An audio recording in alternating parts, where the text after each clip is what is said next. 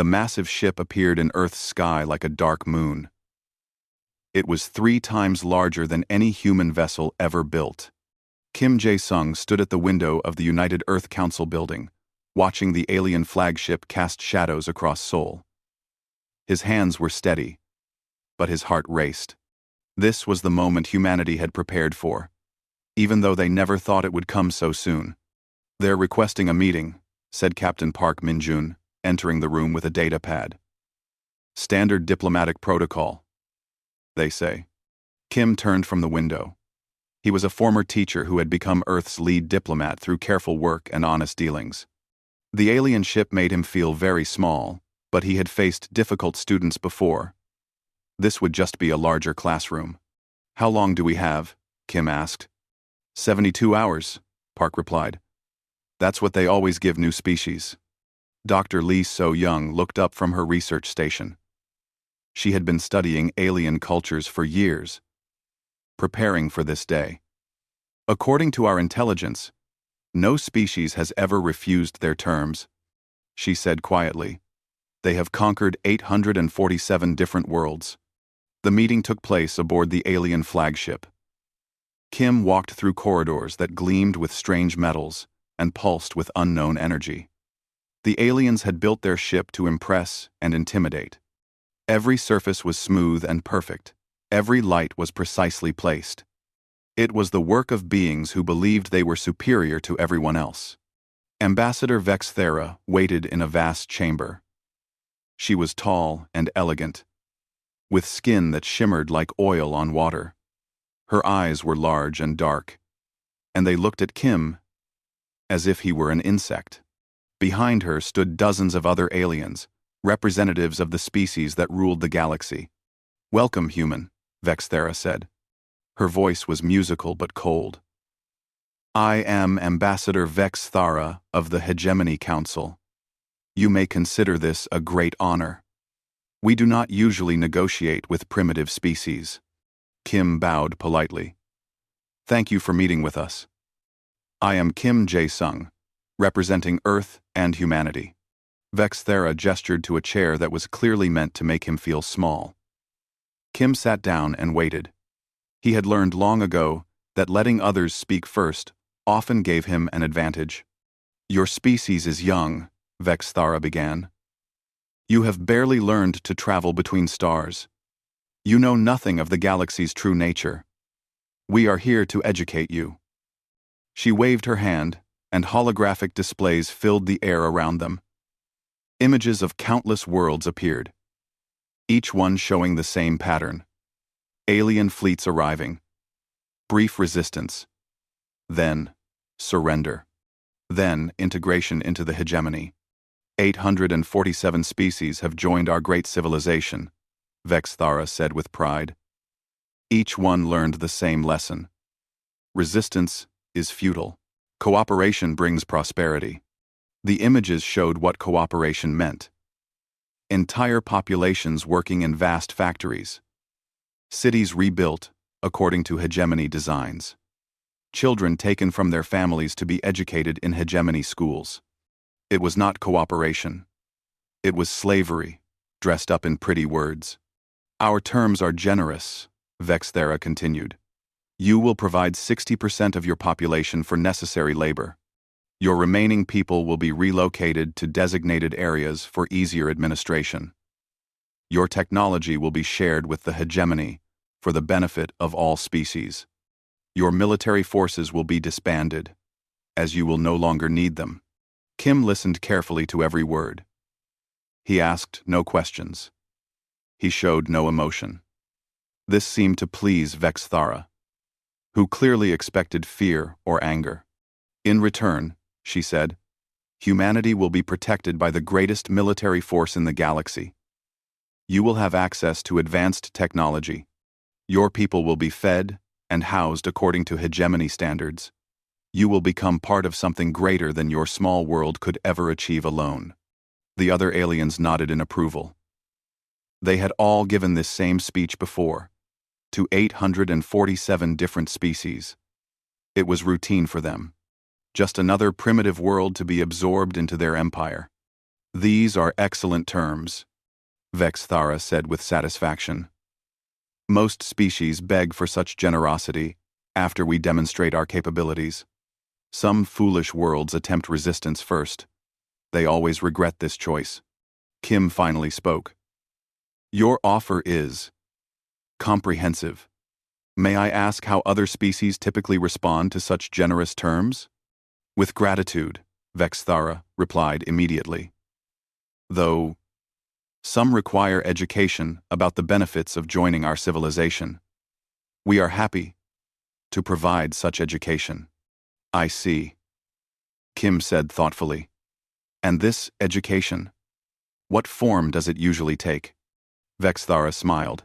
It was not a pleasant expression. We select a moon or small planet in the system. We demonstrate the power of our weapons. After that, species become much more cooperative. Kim nodded as if this made perfect sense. That sounds very effective. A practical approach to diplomacy. Indeed. Vexthara agreed. We have found that visual demonstrations prevent unnecessary suffering. It is actually quite merciful. I can see the wisdom in that, Kim said. However, I must return to Earth to discuss your offer with our leaders. Some of them may be reluctant to accept change. Vexthara's expression darkened slightly. You have 72 hours to provide your answer. This deadline cannot be extended. Of course, Kim said, but perhaps, if those reluctant leaders could see a demonstration of your capabilities, it might help convince them. They are practical people, but they need evidence to make good decisions. The aliens looked surprised. Most species tried to avoid demonstrations. They begged for more time to surrender peacefully. This human was actually asking to see their weapons in action. You wish us to demonstrate our power? Vexthara asked carefully. It would be very helpful, Kim replied sincerely. Our leaders need to understand exactly what they're choosing between. A demonstration would make the decision much easier for everyone. Actually, O Team Darg, we nod. We not with Creasy, Quide. We not with Clam.Quad. We not with Quad-Odd. Vexthara exchanged glances with the other council members. This was unusual, but not problematic. If anything, it would make their job easier. Once the humans saw what hegemony weapons could do, surrender would be immediate. Very well, Vexthara said. We will arrange a demonstration. Choose a location in your system where we can display our capabilities. Kim thought for a moment. Jupiter's moon Europa would be suitable. It's far enough from Earth to be safe, but close enough for our leaders to observe clearly. Excellent, Vexthara said with satisfaction. Tomorrow, your leaders will learn what 847 other species learned before them. The hegemony's power cannot be resisted. Kim stood and bowed again. Thank you for this opportunity. I'm sure our leaders will find the demonstration very educational. As Kim left the alien ship, he allowed himself a small smile.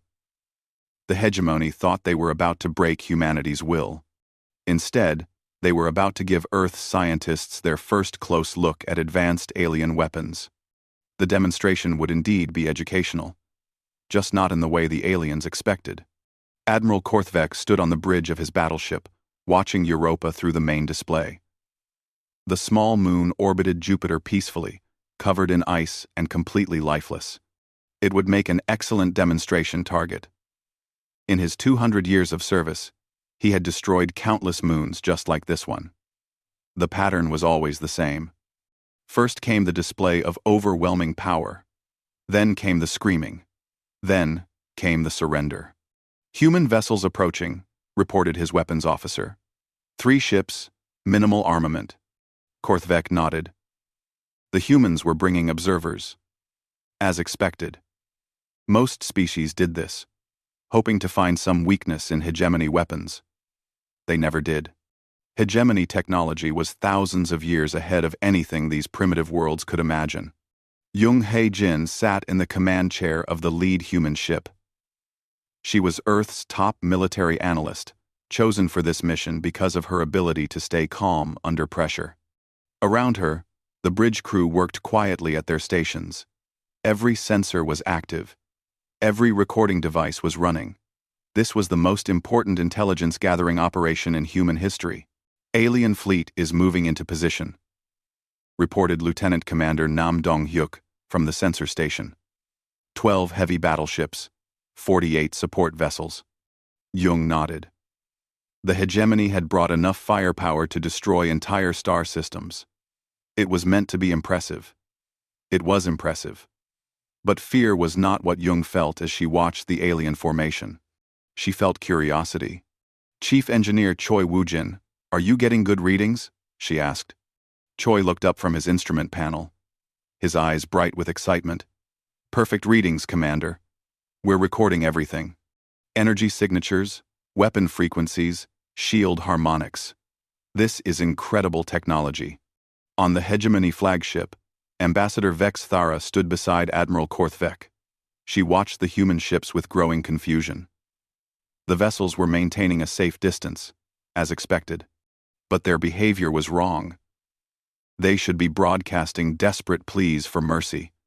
Instead, they were just watching. "Are they recording our formations?" Vex Thara asked.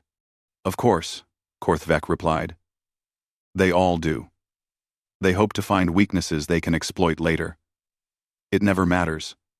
Our technology is beyond their understanding." But as the minutes passed, Vex Thara began to feel uncomfortable.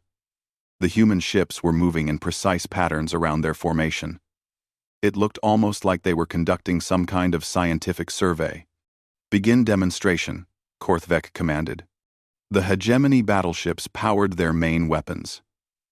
Energy built up in massive cannon arrays, each one capable of cracking a planet's crust. The display was designed to be terrifying. Brilliant lights and crackling energy fields that announced death to anyone watching. Jung Hae-jin leaned forward in her chair. "Choi, are you seeing this?" "I'm seeing everything," Choi replied, his voice filled with professional admiration. "Look at those energy patterns. The way they're channeling power through crystalline matrices. It's beautiful engineering." The first blast struck Europa's surface. The moon shuddered as mountain-sized chunks of ice and rock exploded into space. The second blast hit deeper, reaching down toward the hidden ocean beneath the ice. The third blast went deeper still. Then came the final shot, a focused beam of pure destruction that went straight to Europa's core. For a moment, nothing happened. Then, the moon began to break, apart from the inside. Massive cracks spread across the surface. The hidden ocean boiled away into space. Within minutes, Europa was splitting into two large pieces and thousands of smaller fragments. On his flagship, Korthvek smiled with satisfaction. The demonstration had gone perfectly. Now would come the screaming. But the human communication channels remained quiet. "This is Commander Jung Hae-jin to Hegemony flagship," came a calm voice over the radio. "We're getting excellent data from the demonstration. Could you please provide specifications on the energy output levels? Our instruments are showing some interesting readings." Vex Thara's mouth fell open. This human was asking for technical details about the weapons that had just destroyed her moon. "Also," Jung's voice continued, "we noticed the fourth blast used a different frequency pattern. Was that intentional? Or are you using multiple weapon types? Our engineers are very curious about the targeting systems." Admiral Korthvek stared at his communication officer. In 200 conquests, no prey species had ever asked for weapon specifications during a demonstration of power. Chief Engineer Choi's voice joined the conversation. "If possible, we'd also like to know about the power source for those main cannons. The energy requirements must be enormous. Are you using antimatter, controlled fusion, some kind of exotic matter reaction?" The bridge of the Hegemony flagship fell silent. The aliens looked at each other in confusion. Where was the terror? Where were the desperate pleas for mercy? These humans were talking like scientists at a research conference. Are they taking notes? Asked the hegemony weapons officer. On the human ships, that was exactly what was happening. Every officer had recording devices running.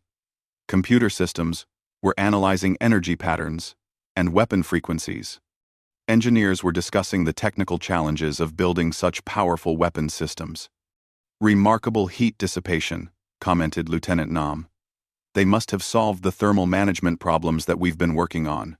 Look at those targeting sensors, added another officer.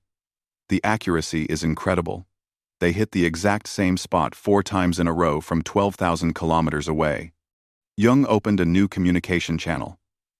Hegemony flagship. This is truly impressive technology. Our leaders would also like to observe your defensive capabilities. Shield systems, point defense weapons, that sort of thing. Would it be possible to arrange another demonstration? Vex Thara felt something she had never experienced before during a conquest. Uncertainty. These humans were not behaving like prey. They were behaving like peers who were interested in comparing technology. They want to see our defenses, she whispered to Korthvek. The admiral's expression was troubled. His instincts were warning him that something was very wrong. Prey species did not ask to see more weapons. They did not request technical specifications. They certainly did not act excited about observing military demonstrations. This is unusual, he admitted. Jung's voice came over the radio again. We understand if you can't share specific details for security reasons. But even a basic demonstration would be very helpful for our leaders' decision-making process. Kim Jae-sung's voice joined the conversation from the diplomatic ship. I want to thank you again for this educational opportunity. Our scientists are learning so much about your capabilities. This will definitely help our leaders make an informed choice. Vex Thara realized with growing alarm that the human diplomat was treating this like a friendly technology exchange. Where was the fear? Where was the desperation? Why were they asking to see more demonstrations of hegemony power? Admiral, she said quietly, I think we need to reconsider our approach with these humans. Korthvek nodded grimly. For the first time in his long military career, a demonstration of overwhelming force had failed to break an enemy's spirit. Instead, it seemed to have made them more interested.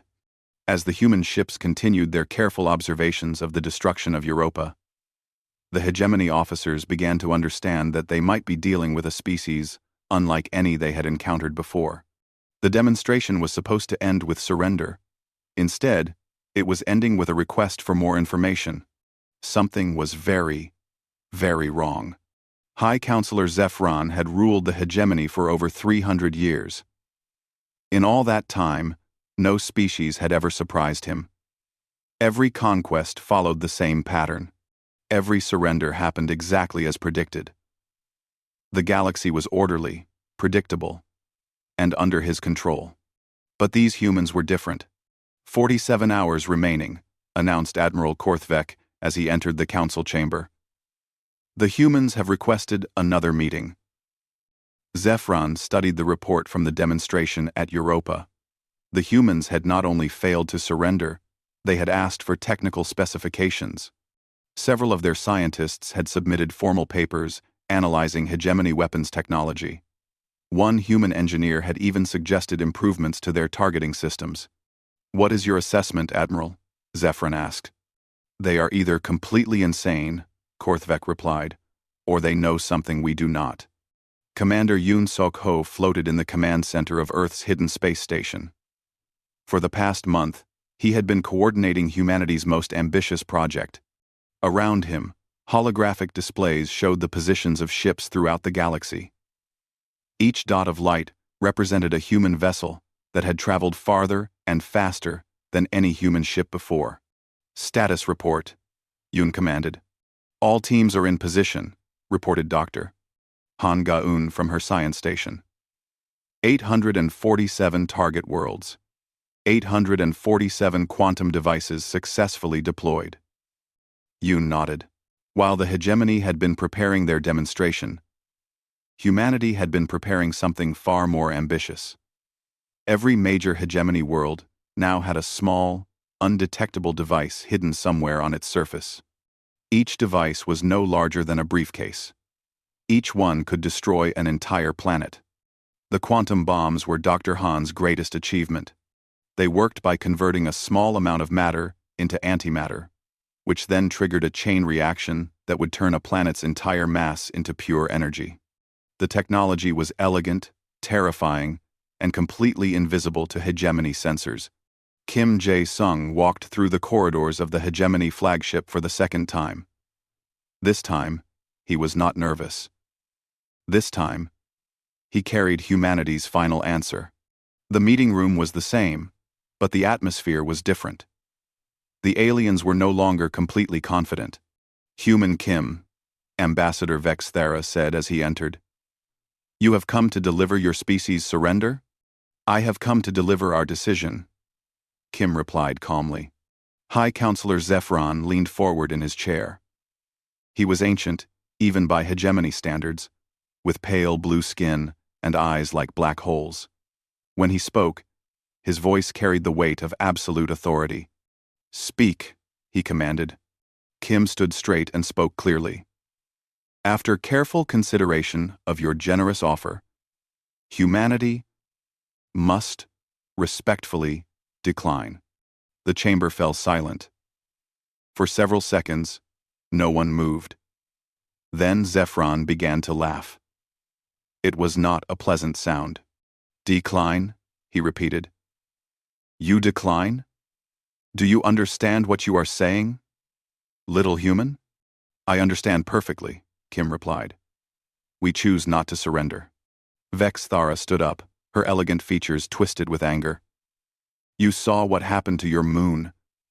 We destroyed it in minutes. You have 12 ships. We have 10,000. "Yes," Kim agreed.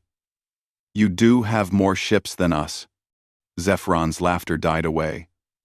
Something in the human's tone was wrong. He should be terrified. He should be begging for mercy. Instead, he sounded almost pitying. "Perhaps," Kim continued, "I should show you what humanity has been doing while you were demonstrating your weapons." He activated a small device from his pocket. A holographic display filled the chamber, showing a map of the entire galaxy. Thousands of systems were marked in red, representing hegemony territory. Earth was a single blue dot, impossibly small compared to the vast red empire. "This is the galaxy as you see it," Kim said. "Your great empire. 847 conquered worlds. Trillions of beings under your control." "Yes," Zephran said proudly. "The greatest civilization in galactic history." "Now, let me show you the galaxy as it really is," Kim said. The display changed. Suddenly, each red system had a small green dot next to it. There were hundreds of them, thousands. Every major hegemony world was marked with green. "What are those markers?" Vex Thara demanded. Kim smiled sadly. "Those are human ships. Each one carries a single device. Each device can destroy the planet it's hidden on." The Hegemony Council members stared at the display in growing horror. There were green dots next to their home worlds, next to their military bases, next to their industrial centers, next to their capital worlds. "Impossible," Zephran whispered. "Our sensors would have detected." "Your sensors are very good," Kim interrupted, "but not perfect. While you were showing us how to destroy a moon, our scientists were analyzing your shield frequencies, your weapon signatures, your detection systems." Admiral Korthvek felt ice forming in his blood. "You used our demonstration to map our defenses. Every shot you fired at Europa gave us more data," Kim confirmed. "We learned exactly what frequencies your shields block, what energy patterns your sensors look for, what our devices needed to avoid to stay hidden."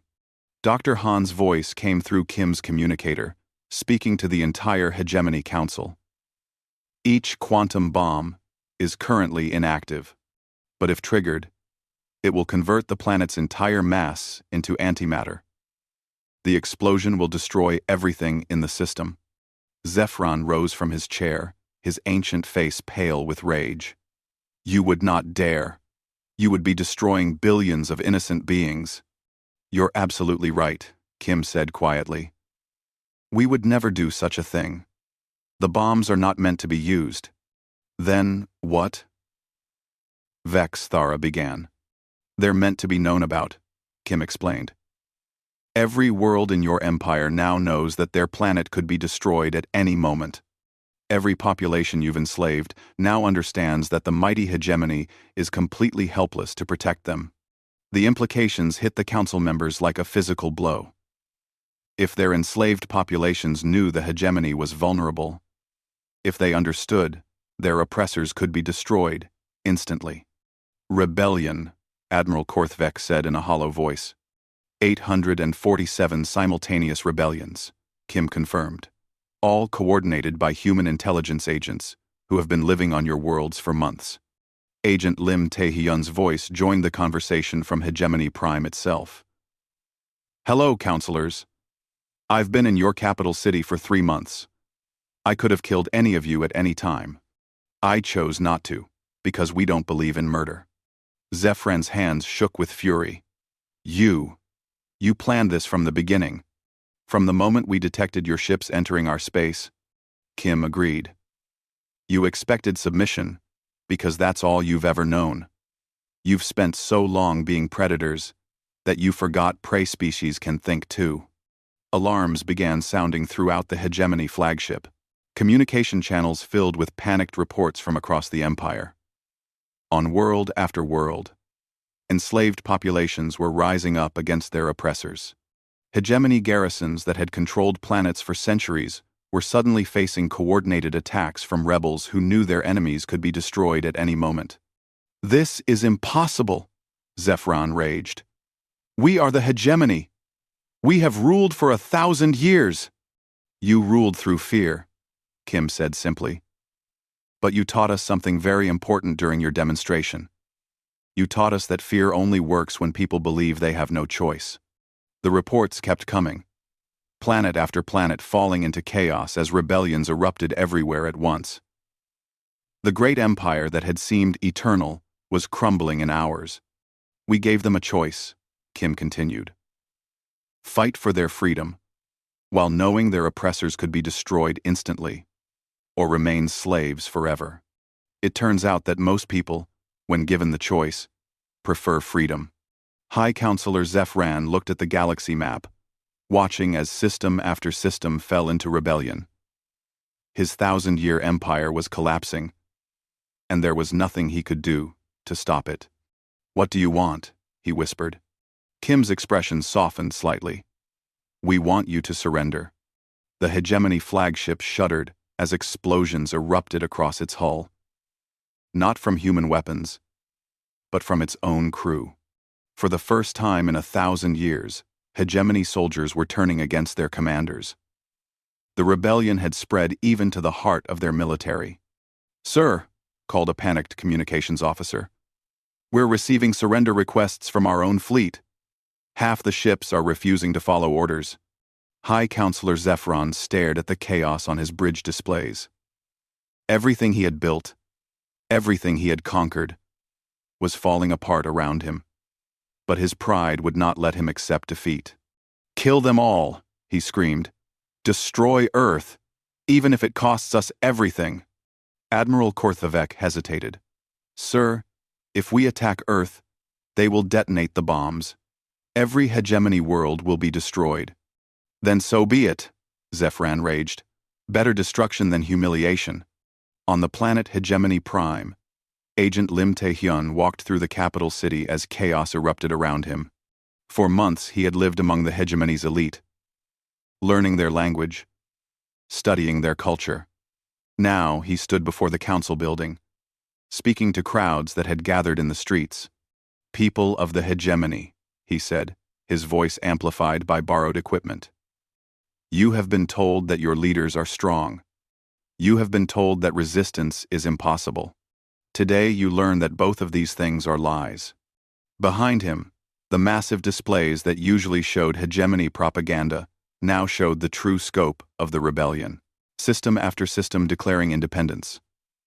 Fleet after fleet joining the uprising. An empire of fear crumbling in real time. Your leaders promised you order. Lim continued.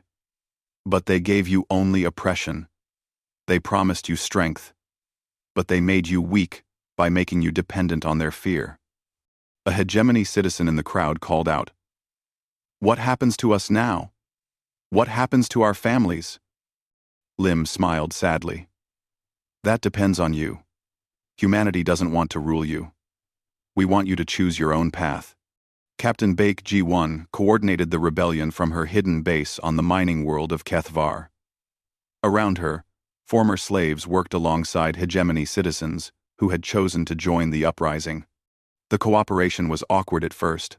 These people had been enemies for generations, but the shared goal of freedom was proving stronger than old hatreds. Reports coming in from all sectors called out Zendai, a leader of the local resistance movement. The hegemony garrison has surrendered. They're asking for terms. Baek nodded. Standard protocol. Disarm all military personnel. Treat prisoners according to human conventions. No revenge killings. Zendai looked surprised. No revenge? These beings have enslaved my people for 300 years. I understand, Baek said gently. But revenge only creates more enemies. We're trying to build something better. On the bridge of the hegemony flagship, Ambassador Vexthara watched her civilization die. Reports flooded in from across the galaxy. The rebellion was not just about destroying the hegemony. It was about creating something new. They're not killing our people, she said in amazement. The humans are actually protecting hegemony civilians. Council General Morthek had been studying the tactical reports for hours. As a military strategist, he understood what humanity had accomplished better than anyone else. It's brilliant, he admitted reluctantly. They didn't plan to fight us at all. They planned to turn our own empire against us. How? Vexthara asked. Look at the pattern, Morthek explained. Every rebellion is coordinated.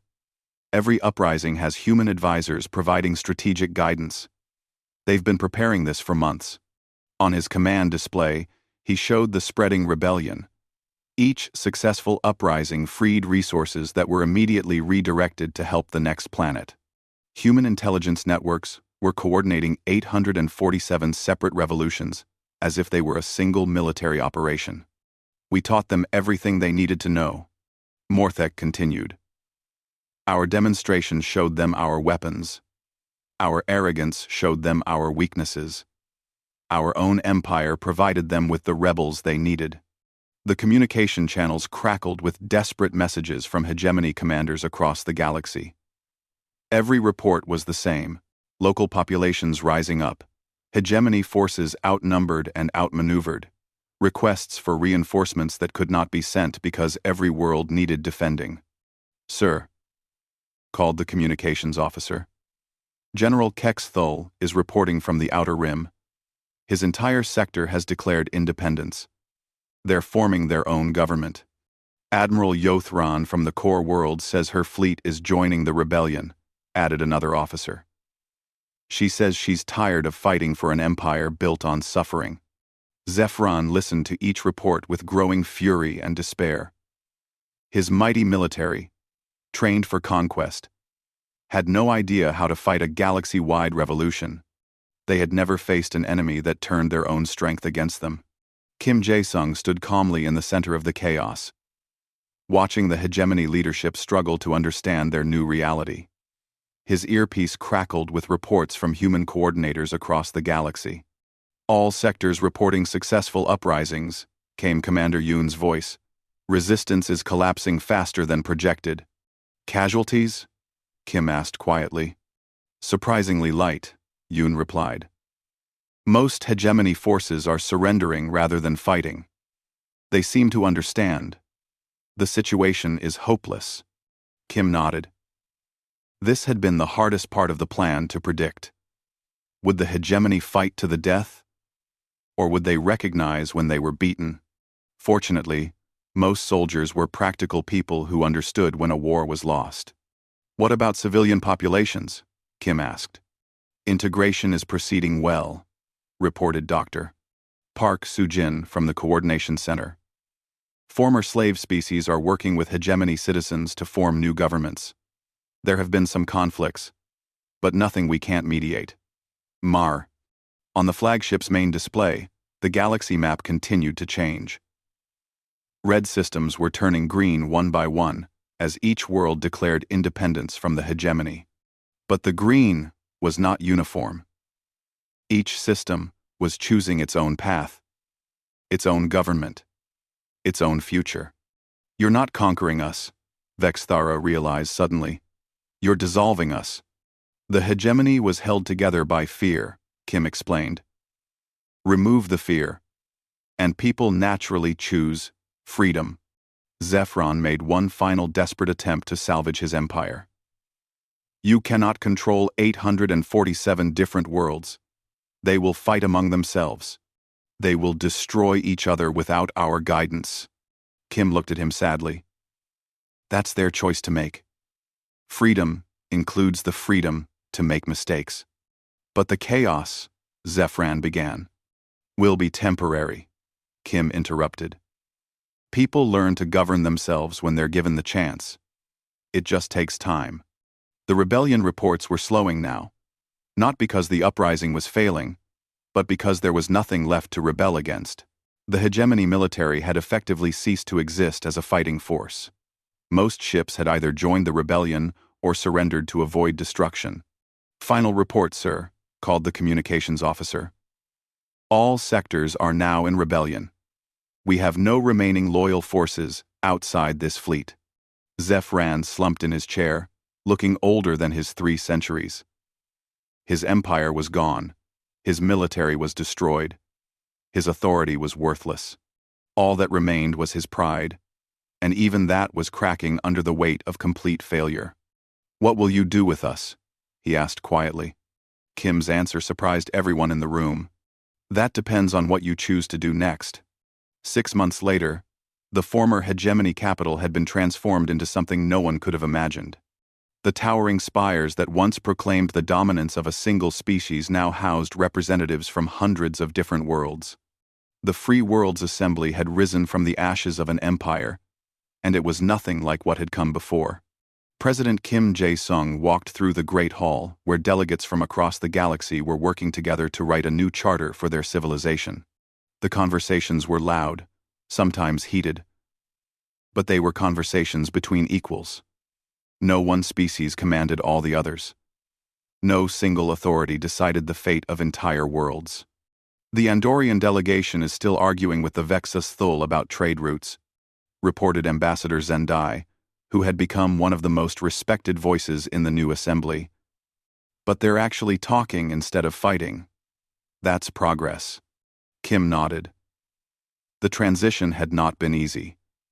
847 worlds suddenly freed from oppression had very different ideas about how to organize their new civilization. Some wanted revenge. Others wanted isolation. A few even wanted to recreate the hegemony with themselves in charge. But slowly, carefully, they were learning to work together. How are the trials proceeding? Kim asked as they walked toward the Justice Complex. Better than expected, Zendai replied. Most former hegemony officials are cooperating with the Truth and Reconciliation process. They understand that this is their chance to help build something better. In the main courtroom, former High Counselor Zephyron sat in the defendant's chair. But this was not the revenge trial that many had expected. The Free Worlds Assembly had chosen a different path, one focused on understanding rather than punishment. Dr. Park Soo-jin served as the chief mediator for the proceedings. Her job was not to condemn the former hegemony leadership, but to help everyone understand how an empire built on oppression could be transformed into a society based on cooperation. You ruled for over 300 years, Dr. Park said to Zephran. You conquered countless worlds. What do you believe you were trying to accomplish? Zephran looked older now, his pride worn down by months of testimony and self-reflection. I believed we were bringing order to chaos, he said quietly. I believed that strong leadership was necessary to prevent galactic war. And did your methods achieve that goal? Dr. Park asked gently. No, Zephran admitted. We prevented open warfare by creating a prison. We brought order through fear. In the end, we created the very chaos we claimed to be preventing. In the audience, Ambassador Vex Thara listened to her former leader's testimony. She had volunteered to participate in the reconciliation process, helping to establish new diplomatic protocols between species that had been enemies for centuries. What would you do differently? Dr. Park continued. Zephran was quiet for a long moment. I would listen, he finally said. We never listened to the worlds we conquered. We assumed we knew what was best for everyone. We never considered that other species might have valuable perspectives. And the testimony continued for hours, but it was not a trial in the traditional sense. It was an education. For Zephran, for the audience, and for the galaxy as a whole. Understanding how oppression developed was the first step in ensuring it never happened again. Later that day, Kim met with former Admiral Korthvek in a small conference room. The old warrior had chosen to work with the new Military Coordination Council, helping to transform former hegemony forces into peacekeeping units. The integration is proceeding well, Korthvek reported. Former hegemony soldiers are working alongside rebellion forces to maintain order during the transition. There have been some tensions, but nothing we can't manage. What about the weapons? Kim asked. All planet-killing devices have been deactivated and removed, Korthvek confirmed. Dr. Han's quantum bombs served their purpose. Now they're being dismantled under international supervision. Kim was relieved. The weapons had been necessary to break the hegemony's power, but they had no place in the galaxy they were trying to build. Any word from Earth? Korthvek asked. Kim smiled. The United Earth Council has formally declined all leadership positions in the new assembly. We're participating as equals, nothing more. This decision had surprised many former hegemony worlds. The species that had destroyed an empire was refusing to rule in its place. Some delegates had initially been suspicious, wondering if this was some kind of elaborate trick. But as months passed, it became clear that humanity genuinely had no interest in galactic dominance. In her laboratory on the former military world of Kethmore, Dr. Lee So-young worked with scientists from dozens of different species. Together, they were developing new technologies that could benefit everyone, not just the most powerful civilizations. The medical applications are extraordinary, reported Dr. Yithnal, a former hegemony researcher who had joined the collaboration. Combining human medical knowledge with Vex-Thol biology and Andorian chemistry, we can cure diseases that have plagued the galaxy for millennia. And the communication systems? Dr. Lee asked. Even better, replied Dr. Korthsen, a specialist in quantum communications. Universal translators that work in real time. Cultural exchange programs that help species understand each other better. We're building connections that the hegemony never allowed. The work was slow but steady. Each breakthrough brought the galaxy's species a little closer together, not under the rule of a single empire, but as voluntary partners in a shared future. That evening, Kim stood on the balcony of his quarters, looking out over the capital city. The streets were filled with beings from hundreds of different worlds, all working together to build something unprecedented in galactic history. His communicator chimed with an incoming call from Earth. Commander Yoon's face appeared on the small screen. How are things proceeding? Yoon asked. Slowly but well, Kim replied. The new charter should be finished within the month. Every species gets an equal voice. No single world can dominate the others. And the former hegemony leadership? Most are participating in the reconciliation process. Some are even providing valuable insights into how to avoid the mistakes of the past. Yoon nodded approvingly. Any regrets about how we handled things? Kim thought about the question carefully. The plan had worked almost perfectly, but it had been an enormous risk. If the hegemony had chosen to fight to the death rather than surrender, billions could have died. No regrets, he said finally. We gave the galaxy a chance to choose freedom. That's all we could do. As the months continued, the Free Worlds Assembly grew stronger. Trade agreements were established between former enemies.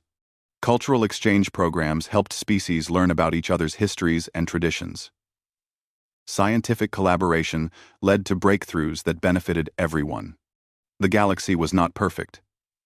There were still conflicts, still disagreements, still problems to be solved. But now, they were being addressed through negotiation rather than conquest, through cooperation rather than fear. In his final testimony before the Reconciliation Committee, Zephron was asked one last question by Dr. Park. What message would you give to future leaders who might be tempted to use power the way the hegemony did? The former High Counselor looked around the courtroom, seeing representatives from species that had once cowered before his authority. Now they sat as equals, participating in a process designed to ensure that no one would ever again suffer under the kind of oppression he had created. Power without mercy is not strength, Zephran said quietly. Kim smiled as he heard those words. They were almost identical to what he had told the former High Counselor months earlier during their first meeting. Sometimes, even the most prideful beings could learn humility. The galaxy had been transformed, not through conquest, but through the simple act of showing people that they had choices. Fear had been replaced by hope. Oppression had been replaced by opportunity. And an empire built on domination had become a community built on cooperation. Humanity had not set out to destroy the hegemony. They had simply refused to submit to it. But that refusal had taught the galaxy something profound. That submission was never the only choice, and that even the mightiest empires could fall when people chose freedom over fear. The stars still shone in the same patterns across the galaxy, but the civilization that lived among them had been forever changed by the lesson that sometimes the greatest strength comes not from forcing others to kneel, but from helping them stand up.